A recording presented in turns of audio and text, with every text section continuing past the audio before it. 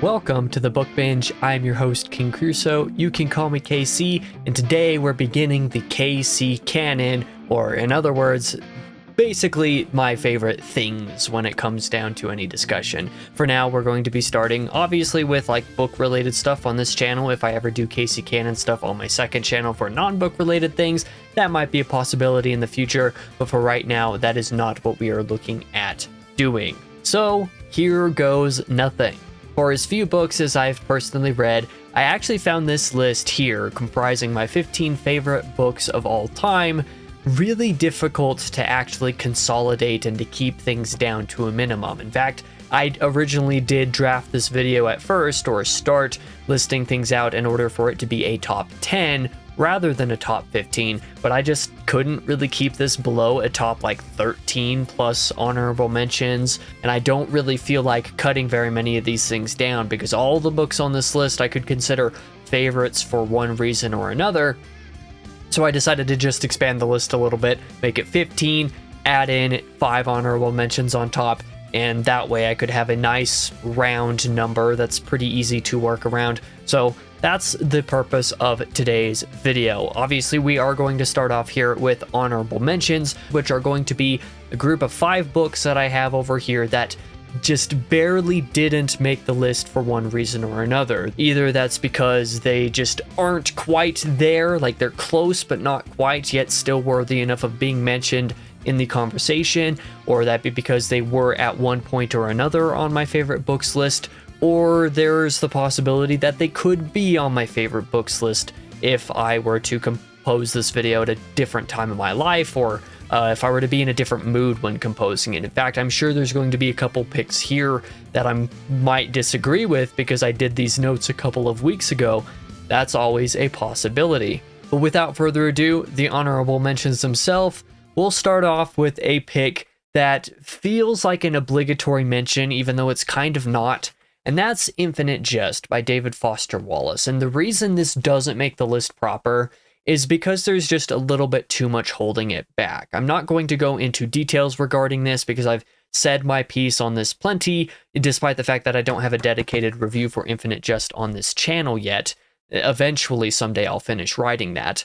If you were to watch my Infinite Jest reading diaries that I did while I was reading this book in 2024, the very last one of those started off with a pretty hefty portion in which I basically discussed my overall spoiler-free thoughts on the book as a whole, and I think that that pretty well consolidates my thoughts on this. So I'll basically just leave it there. Few too many moments, few too many things that feel very WTF, or why was this included, or what are you even thinking, Wallace, like this doesn't help the book at all, or things that are just a little bit too confusing or too out there or whatever. But on the other end of the spectrum, you have a bunch of stuff that is like absolute peak fiction, peak narrative, peak writing, peak character study. There are a ton of my favorite scenes that I've ever read in a book ever in this book.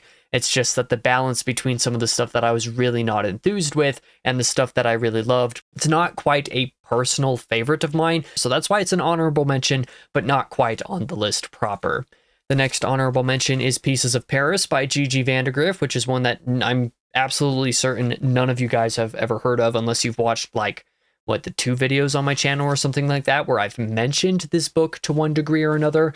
This is an important book for me, like psychologically. It's because I read this, man, I don't remember when I read it specifically, actually. It might have been like at camp, like doing family camping stuff. We would go on weekly camping trips for very many years while I was growing up. And even into my high school years, we continued doing those. I want to say we went on one of those trips after my junior year. It might have been after I was graduated, but I think it was after my junior year when I read this book at a family camp that we did, and it like absolutely messed me up.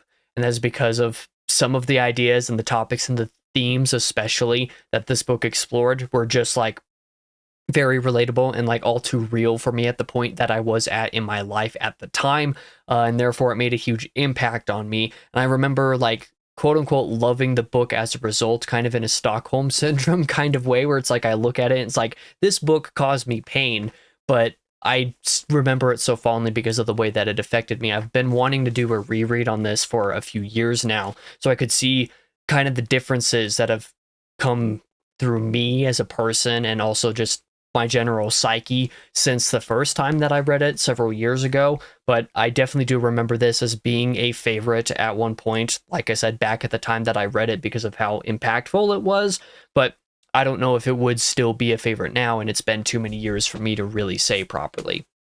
Next up is going to be The Card Turner by Louis Satcher, which has long time been one of my favorite books ever, and I guess you could also include as like a sixth honorable mention 127 Hours by Aaron Ralston, a couple books that I have a lot of nostalgia for, both of which I've read numerous times. This one I used to read once every single year, actually around this time of year. Actually, it was more like March and April that I would read this book every year, whereas this video is coming out in late May, but you know, sort of the springtime type of feeling.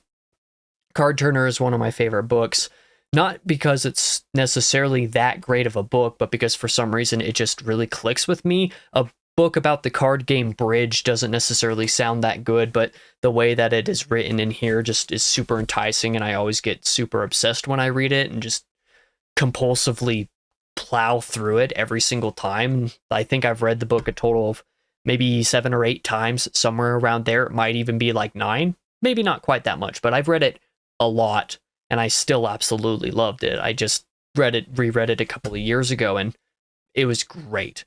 So that's the other honorable mention. 2 last ones here are both going to be some pretty chunky books.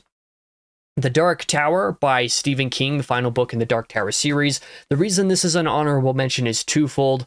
The first reason is because there is a Stephen King book on the list proper, and I didn't want to have 2 books on a list. And the other reason is because, you know, this is my favorite book of one of my favorite series, which I guess is sort of a spoiler alert for Thursday's video, but The Dark Tower is incredible. I loved the book. I loved the entire series as a whole, and everything about The Dark Tower works for me. If you want to know a little bit more about why I love it in a spoiler-free context, you can do that in the Stephen King tier list video that I did, in March? Is that when I did that video? I have a spoiler-free book review on the book as well that you can watch. And if you have read the full series and therefore are okay with spoilers, I have a series ranking for The Dark Tower that I did a couple years ago, or a few years ago at this point. So I'm not going to go too much further into detail there. It's not quite one of the 15 favorites, but I honestly could see myself deciding to put it on there if I were to break the rule of, like, you know, multiple books per author or something like that. Finally, my last honorable mention, even though we're probably like 8-9 minutes into this video at this point, is The Dragon Reborn by Robert Jordan, as my favorite book in the Wheel of Time so far, and one that just super well nailed down fantasy for me. Dragon Reborn is just really good. If you want to know more of the reason why I love it, I have 3 reading diaries on this where I do spoiler talk stuff on it. I have my book review of this, and I've also talked about the book kind of tangentially in a lot of my other Wheel of Time content. I liked the shift in perspective. I liked the way that it kind of used a different vantage point to view the series in a wholly new way, as maybe the best climax of the series so far. Very fantastic book. I loved it. And quite frankly, Wheel of Time could have just been 3 books with just kind of detail changes with a lot of stuff. Yeah, well, we'll call that good for the honorable mentions. But now we're going to go into the actual top 15 books that I've read, and we'll start this off. I have my stacks over here a little bit backwards from where I need them to be, so let me go ahead and reorganize some things over here. The very first book that I want to talk about is another very long time favorite. That is The Wrath of Darth Maul by Ryder Wyndham, one of the first books that I reviewed on the channel, but one that I've been reading pretty obsessively since I was in middle school. First found this at like a Scholastic book fair type of thing and was like, heck yeah, Star Wars, Darth Maul, let's get it. I bought it, and the book is fantastic. It's short, really quick and easy to read. My only gripe with it is that it's short, and basically every storyline in this thing could be expanded pretty significantly. You'd have a very chunky backstory into Darth Maul, and it could be even more emotionally investing than it already is, and that's saying something, because I love this book. I really, really do, and I do think it is super worthwhile. If you have any interest in Darth Maul as a character, I think this book is incredible. Like I said, it's short. It's definitely one of my all-time favorites, and I see myself continuing to reread it in perpetuity. Number 14 on this list is going to be a much chunkier book, and that is The Count of Monte Cristo by Alexandre Dumas. And the hot take with the Count of Monte Cristo, sorry, English is difficult some days. The hot take of this book for me is that if I did not expand this list to be a top 15, obviously because this is number 14, this would have just been an honorable mention on the list rather than actually being on the list. The reason why I can't leave the Count of Monte Cristo off a list like this is more or less only because of the first 300 pages. And I know out of a like nearly 1,300 page book, the first 300 pages isn't that much.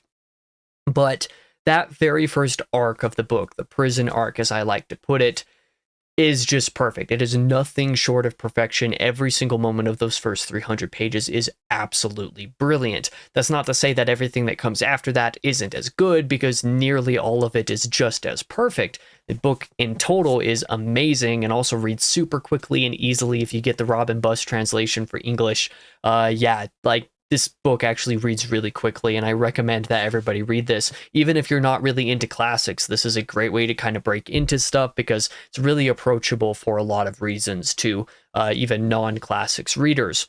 But the first 300 pages is the reason why I have to put this on a list of some sort. At the very least, give it an honorable mention, because holy cow, incredible opening arc, and the rest of the book is almost as good. I do have a review of the book on the channel. All of these books that I'm covering in this video, that's a lie, not all of them. Many of the books that I'm covering in here I have covered on the channel in a book review format, so you can check out any of those videos for details. But yeah, Count of Monte Cristo is splendid, and I do think that a lot of people would love it. Next up is a cheat that I suppose I should have mentioned earlier in this video. I'm not doing only standalone books in here. There are going to be a couple of like two-parters, so you know, things of that nature, evidenced by number 13 on my list being The Passenger and Stella Maris by Cormac McCarthy, which is of course a duology, but which I basically treat as one book. In fact, I treat them so much like one book that I reviewed them together in one video on the channel, and is up to this point my only scripted book review on the channel. All of the rest of them are more freeform videos, kind of like this. That's because I felt like I had to cover these things properly, and that required a very long script. So yeah, that's the reason behind that. To say that I adored these two books is to be an understatement, because they really did work for me. Out of all of McCarthy's bibliography, there have been some real big duds, but there have been some big hits in there as well, and these two are the biggest of the hits. I genuinely think this is McCarthy's magnum opus, which is fitting because they were the last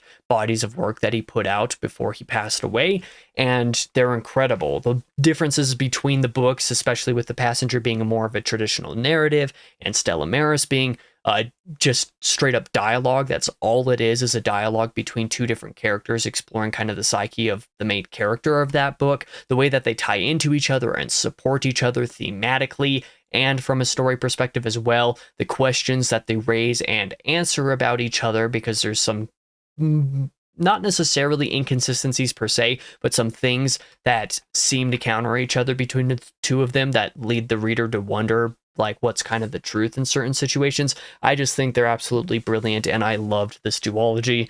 I think that if you're going to read McCarthy, it's not necessarily the place that you should start, but if you're going to try McCarthy, I think everybody should read that duology, and I hope that everybody enjoys it as much as me, because, well, there are people who don't necessarily, but I loved those two books. Number 12 on my list of favorite books is going to be Frankenstein by Mary Shelley, and this is one of the very first classics that I read, or at the very least, since I started reading again midway through 2021. So in the past, let's say 3.5 years or something like that, it's one of the first classics that I read, and really put me down the rabbit hole of like actually reading classic material and making that a priority rather than only reading modern stuff. I feel like I might have gone a little bit too deep on that kind of thing if I hadn't had monthly classics read along in Mike's Book Reviews Discord server back in 2022 when we were doing that. That year was just really great for my reading and for reading classics. Frankenstein started that, and it's great. Genuinely has some of the coolest vibe and tone of anything I've read, and I think that like the majority of part 2, in which you have a pretty major perspective shift. I'm not going to go into spoilers into what that means. If you've read the book, you know what I'm talking about. It's one of the greatest sequences in fiction. And I think the book overall is just super, super solid. I know that there's some people who don't love Frankenstein the way that I do, some of my friends notably, but I think it's like, or it would have definitely been in my top 10 favorite books if I composed that list maybe any time before like the first half of 2024 or something like that. So if I'd ever made this video, you know, in the first 2.5 to 3 years, well, how's math work? Yeah, in the first like 2.5 years of doing booktube on this channel, Frankenstein definitely would have been in the top 10. Next up is going to be a book that I honestly kind of hate didn't make the top 10, but also kind of makes sense for not making the top 10. That is American Psycho by Bret Easton Ellis. And once again, another example of a book that I've done a review for and covered in various other ways on the channel. But I think this book is amazing, but also not really one that's super easy to recommend. This was the first example of something I'd read that I would have called a 4 out of 5 star masterpiece, in that there's some things that kind of hold it back in certain ways, or things that you kind of just have to deal with or be on board for. The tone of this thing is super, super amazing, but there's also aspects to the first person narration that make it a little bit boring and redundant and dull in some ways. Like the descriptions of clothing, for example, does a, you know, it works wonders for selling Patrick Bateman as the narrator of the story, but it also means that the actual like prose, the actual reading of it is pretty dull sometimes. So like I said, there's some things that hold the book back from being a 5 out of 5, and that make it impossible for me to really like broadly recommend it to people like, this is one of my favorite books, you should read it.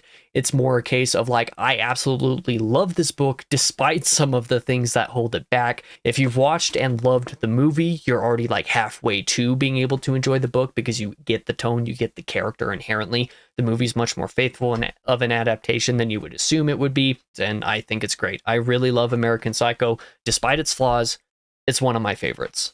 Number 10 on the list, breaking into the next section of the video, is going to be the foreshadowed Stephen King book on here. That is The Shining.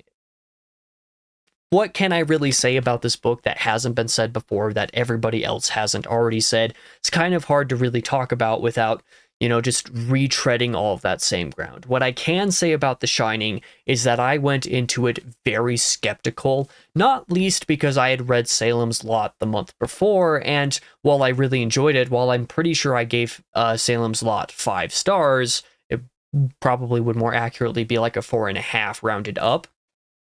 I do think Salem's Lot is in some ways overrated as a Stephen King book and as a horror book. Like, don't get me wrong, there are some genuinely creepy and great moments in Salem's Lot, but it's not like this 10 out of 10 perfect horror masterpiece that everybody who's into the genre should read, because it's not necessarily that. I do think it's really good, but like, it's kind of missing a little bit of something there, if you get what I mean. The Shining, however, I went into the next month and was like, okay, a ton of King fans put this in their favorite King books, you know, even with the bibliography of, at this point, more like 80 books, but at the time it was like 74 books that he had published when I read this. It was like, okay, well, a lot of people put this in their top 10 or even top 5 King. Is it really that good? Given my reception to Salem's Lot in comparison to what seemed like the popular opinion, I was, again, really skeptical and doubtful that I would enjoy The Shining so much, but I came out of this finding it to be actually legitimately perfect. I was so invested in this story that I kind of had to take a break, actually, about halfway through the book, because like I was plowing through it and disregarding all responsibilities that I had in my life. It's like, I need to spend a day or two doing other things at the moment. I need to just put this book down for a bit and recover. The ending is also really great, and King actually incorporates plenty of foreshadowing in this book, surprisingly enough. It's just, The Shining is brilliant, and I think that anybody who dislikes it probably just straight up dislikes King, and that's the take that I'm going to throw out there. Moving on to number 9 is a book that I haven't reread since starting doing BookTube, but I have read a number of times, and has always been a favorite of mine since I first read it in freshman year of high school. That is The Martian by Andy Weir, because The Martian's perfect. Like, It's one of the funniest books that I've read. It's one of the most charming books that I've read. Mark Watney as a main character is one of the best first-person narrators that I've ever experienced. The framing device of the story and everything that Andy Weir puts Mark Watney through in this book is just perfect. And I absolutely adored the book, you know, and I've also seen the movie a couple of times, and the movie is just as good, even if, you know, some of the materials cut out, as you kind of have to do, but the movie never disrespects the source material, so like you feel like you're experiencing the same thing with both of them, which is great. They kind of enhance each other, in my opinion, because if you love the movie, you read the book and you get more of that. If you read the book and you love the movie, you can go back and reread the book and like be able to imagine things in a more visual medium that just works. Like everything about The Martian as a package is just brilliant. Definitely one of my favorite books. Definitely one of my favorite science fiction books. And yeah, I could see that actually going up on the rankings with time, especially whenever I get around to rereading it here at some point. Next up, number 8 on this list, and kind of surprising actually that this is ending up over The Martian. This is one of those things that like on a different day I might rank some things a little bit differently. This list was very difficult to compose. Number 8 is going to be I Am Number 4 by Pittacus Lore, yet another book that I haven't read for a few years. I haven't reread since starting the channel, but that I have read a number of times and do know exactly how I feel about it, and that is that I Am Number 4 is perfect. Despite, you know, it being a little bit more of a YA story and kind of having a couple of the trappings that some people might not like about things that are a little bit more YA focused, but the Lorien Legacy series is incredible. It's definitely one of my favorites, and I've always really enjoyed it, and I've read a lot within this author's bibliography. Not that I've read basically everything in it, but that I've read a lot of it enough times to consider it one of my most read series. I Am Number 4, I've read at least 3 times, if I'm not mistaken. I've read it a lot, and it's been absolutely perfect every single time. In fact, every time that I've read I Am Number 4, this is kind of a funny thing. You know, I'll read through, you know, the first handful of chapters or whatever, like one day or something like that, because, you know, just getting into the story. But by the time I'm getting like actually significantly into the book, by the time I'm like, let's just say 10 to 15% of the way through the book, I go from there all the way through the end basically in one go. The very first time that I finished the book, I ended up staying up until like 3 or 4 in the morning finishing the book, and doing that completely on accident. It was like 8 p.m. when I was in bed, because that was basically like bedtime for me when I was younger, and especially if you wanted to be able to read before you went to sleep, we would go to bed 8:30 so that we could have some reading time. It was like 8 or 8:30 one Saturday night when I was reading the book for an assignment, because we were actually assigned to this book in 8th grade for English class, and that was because my teacher decided that she was going to assign things that maybe we would actually be a little bit more appealed to read rather than random dusty classics. Next thing I knew, it was 3 or 4 in the morning and I'd closed the book, and I still wasn't tired. I was that gripped to the point that I never got tired while reading it. I just had to keep going. There are very few books that have been able to do that for me, and I Am Number 4 has done that every time I've read it. Something along those lines has happened. So, you know, I'm looking forward to actually rereading this series and finishing a reread of the series again at some point, because I remember really loving the series, but the very first book especially is just perfect. It is genuinely perfect. Next up, number 7 on the list is going to be a pretty recent addition here, and I think some people are going to look at this and say like, oh, you're a little bit biased here because I've done an author talks video with the author of this video, or with the author of this book, and also because, you know, there's a little bit like recency bias in here. That's the reason why I didn't put this higher on the list, actually. I could see this actually making it a little bit further up, especially if future books in the series end up being just as good or better. The Failures by Benjamin Lyer was my book of the year in 2024, and I adored everything about it. Like, to say that everything here worked for me or that it clicked for my particular tastes is obviously an understatement. If you want to know more about why I love this book, I have a pretty in-depth review of it on Goodreads, actually, that I recommend you read. I've done an author talks video with Ben Lyer. I've done a review of the book separately, and I think that all of those go into the reasons why I love The Failures so much pretty good, so I'm not going to do that here. Something about this just clicked so perfectly in place for me that, like, I don't know really how to explain Like, it's just one of my favorite books. It definitely is.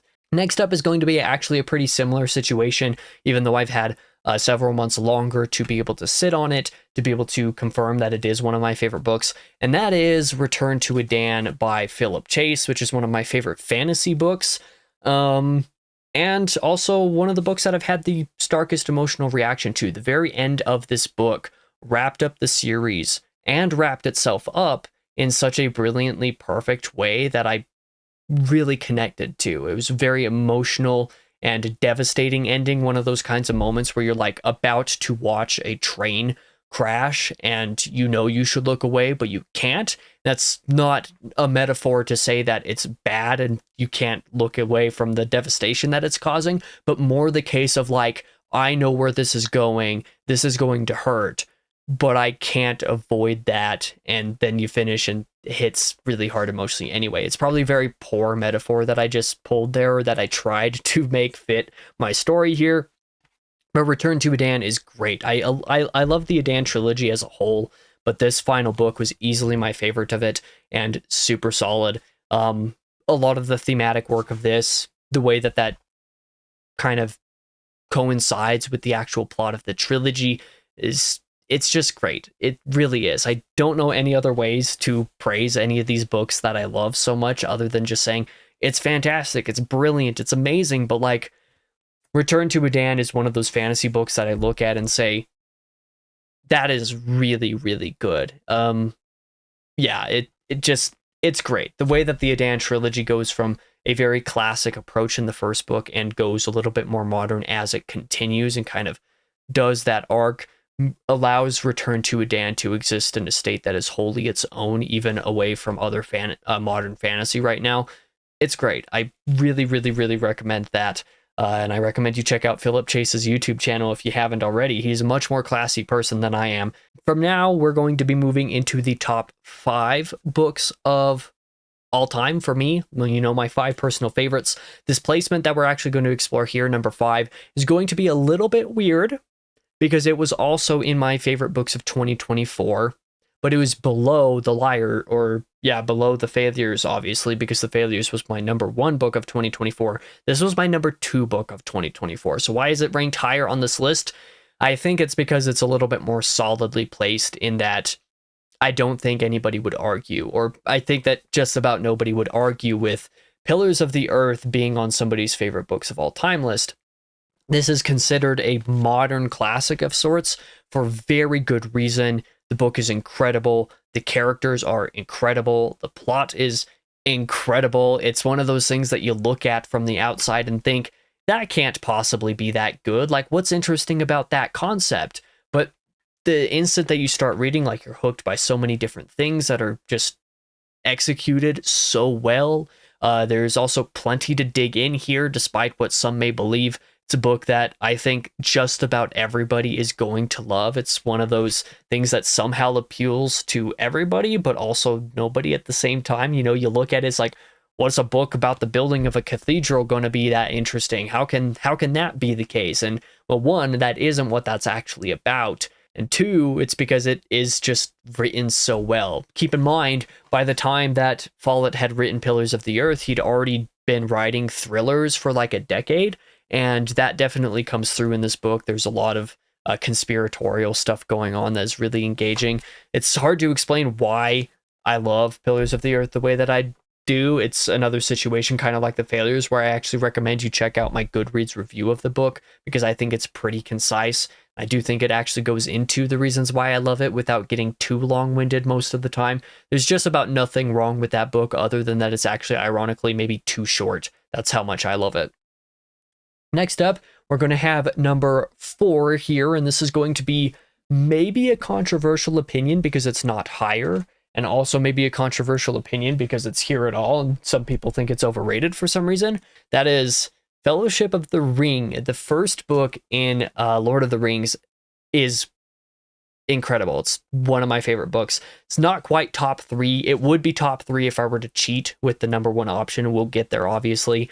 But Fellowship of the Ring is great. It's my favorite of Lord of the Rings, weirdly, even though I adore Return of the King. I'm pretty sure I normally consider Return of the King my favorite book in Lord of the Rings, but Fellowship of the Ring for some reason feels a little bit more fitting on this kind of list for me, and I don't know why precisely that is. Like, I would have to spend a lot of time like really exploring the reasons why that is psychologically, but you know, Fellowship of the Ring is here. Why not include like all 3 books and just do the omnibus here and say Lord of the Rings is my number 4 favorite book?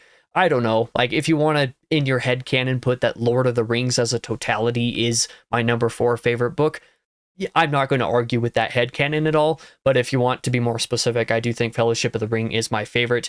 And again, I don't really know why. Something about this just really clicked for me, and like, even Tom Bombadil is incredible. I think everything about Fellowship of the Ring is incredible, and part of the reason why I put this above Return of the King for the purpose of this video is because when I read Return of the King, I read a lot of that first half while I was just exhausted and kind of falling asleep while I was reading, which was never a knock against the book directly, but means that I, for some reason, have a little bit more fond of a memory with Fellowship of the Ring.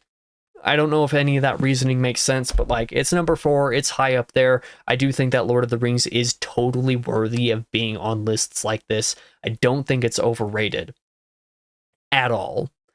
Not even a little bit, actually. But I do want to reread it here pretty soon, given the past few years of reading experience that I've garnered. I'm actually looking forward to reading Lord of the Rings with Reen here in kind of a buddy read, probably in like late 2026 or something like that. We haven't really nailed down any firm dates, and he could totally be in the middle of something that causes us to push it back instead, but that is something we're really looking at doing, and I'm super excited for that reread because I absolutely adored it the first time around. Next up, my number 3 option is going to be another case of like The Passenger and Stella Maris, where it's not technically a duology per se, but it's a 2-book collection that kind of belongs together and that I can't really separate in my mind or talk about independently. And even if I did, it would just feel wrong having one of these like an honorable mention and one of these not on the list. For the purposes of the video, we'll say that both of these are my number 3, but if you want to choose which one you prefer and say that that's my number 3, you're not wrong. So the Iliad and the Odyssey by Homer collectively make up my number 3 favorite books of all time, even though they're poems, because they're just brilliant. The Iliad, okay, so the reason why these things are a little bit separate is because they are different stories, they're doing different things, they have different focuses overall, they're very different tonally, like reading them, you're never going to confuse one from the other.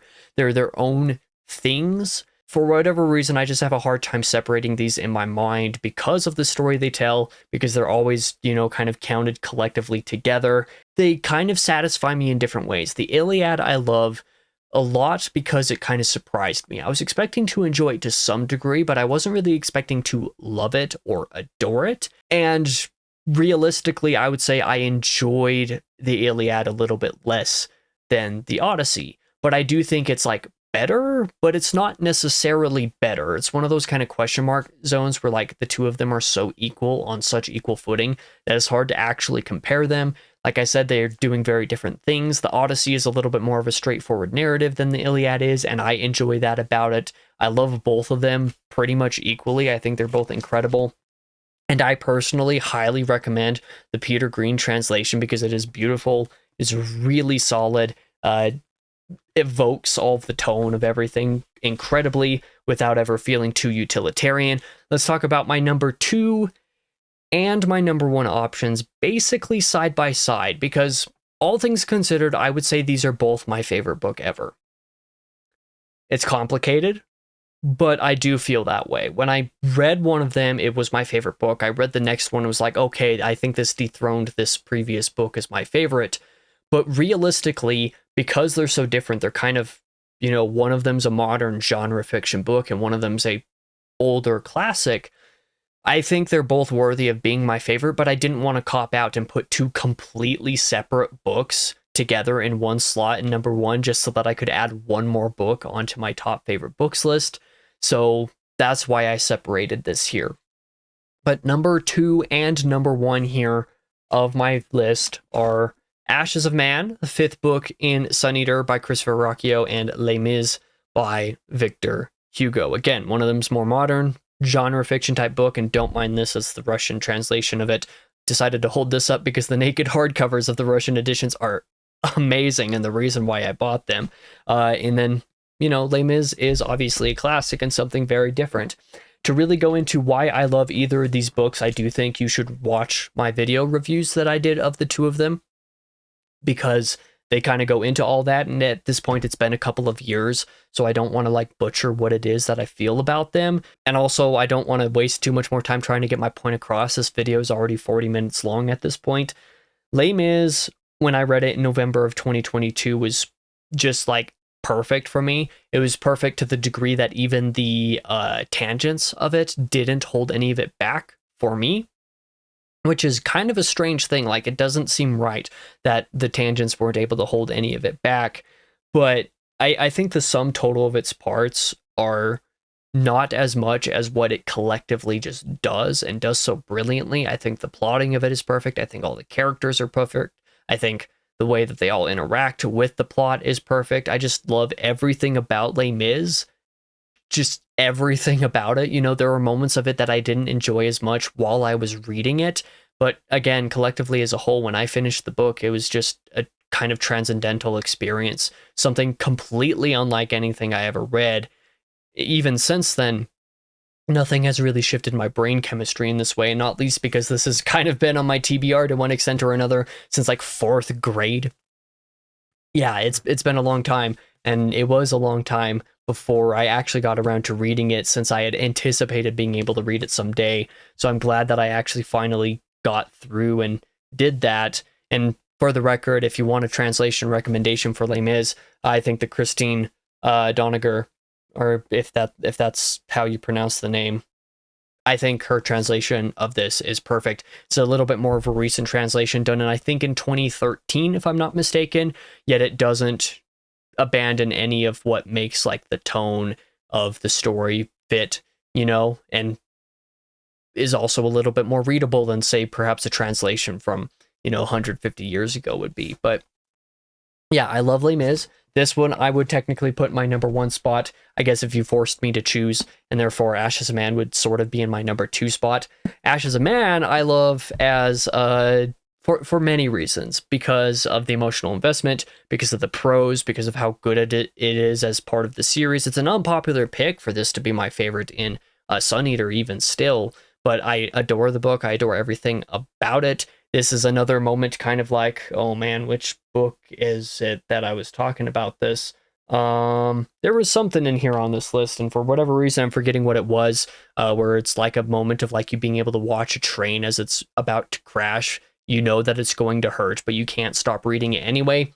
Ash as a Man was basically that for a lot of the time, which is funny because it feels like it's also partially recovering from Kingdoms of Death, but it's also like the end of Act 2 of the series. If the first 2 books are Act 1, the last 2 books are Act 3, the middle 3 books in there are Act 2, like that middle portion. So in that way, it's kind of a climactic book for that second arc. I think I just love everything about it. It's one of those moments that like I wanted to throttle Christopher for making me hurt as bad as he did. I was legitimately catatonic for like an hour after reading a specific chapter in this book because of how much it gut punched me, like to the point where I had my mother walk in like while I was just standing over here in my room. I was just catatonic, like staring at nothing. She walked in and talked to me, and I like stared at her, having not heard anything she said. She was like, okay, and left. I was in such bad condition for a significant amount of time after reading a specific chapter of the book that, like, only certain books, there's a very small amount of books that can do that to a person. Ash as a Man did that for me, and that is for sure. Furthermore, both of these 2 books are just, some of the best reading experiences that I've had. Again, I recommend the Christine translation here for Les Mis because it's great. But Ash as a Man was one of the 2 books in the series at the time that I was like genuinely floored by the prose of it. Les Mis has maybe my favorite paragraph in fiction on the last page, basically, of the book, but it wouldn't be my favorite paragraph without, the 1,300 pages that come before that to basically finish it off. Ash as a Man is one of those reading experiences that's like, this is special, again, kind of in that painful way of you don't really want to experience what's happening but you can't not at the same time. Just any other way of describing what it is that I love and feel about those two books is really hard to quantify. Impossible to quantify, really. They just are my favorite books. And, you know, I'm not one of those people to say I don't think they'll ever be topped. There's no possible way that that could happen. But I would be pretty shocked if either one of those books ended up being dethroned. Quite frankly, even though book 7 of Sun Eater is still yet to come out, I'll probably be getting access to that, at this point, pretty soon, if I don't have access to that in some format already. But even that, I'm not entirely convinced we'll be able to dethrone Ashes of Man. It might, and if it does, that's awesome. But whether it's able to dethrone both Ashes of Man and Les Mis, I don't know. That might be a little bit of a tougher sell. But that is my list, my 15 favorite books of all time, plus 5 honorable mentions. This was a much longer video than I thought it would be, so I apologize for that. But yeah, I think at some point in time, I will do my favorite standalone books of all time, because this Thursday is going to be the KC Canon Part 2, in which I do my 5 favorite series that I've read. You know, a much smaller scope video, one that will probably be much shorter than this one, but I am going to be doing that on Thursday. I think at some point in the future, to kind of make up for the fact that I'm doing full series, doing a list of my favorite standalone books, because this list, that's my 15 favorite books, essentially, with, you know, a couple of, you know, asterisks in there. There are, you know, unique things in here. There's books in the middle of series. There's book 3s here. There's book 1 in here, you know, stuff like that. So I want to be able to do a list that is only standalone books, and I guess duologies. I would include duologies in that list, because I decided not to include duologies in my 5 favorite series. So, you know, let me know if a favorite standalones list is something you would want me to do a little bit later in this year. And I will definitely heavily consider doing that, because I'm pretty heavily considering doing that at the time that I'm recording this. So maybe that's a possibility. Either way, like I said, Thursday is going to be my 5 favorite series, so if you manage to watch all this video, stick all the way through, I really appreciate it, really grateful for that. But for now, I've been your host, King Crusoe. You can call me KC, and I really hope to see you in Thursday's video.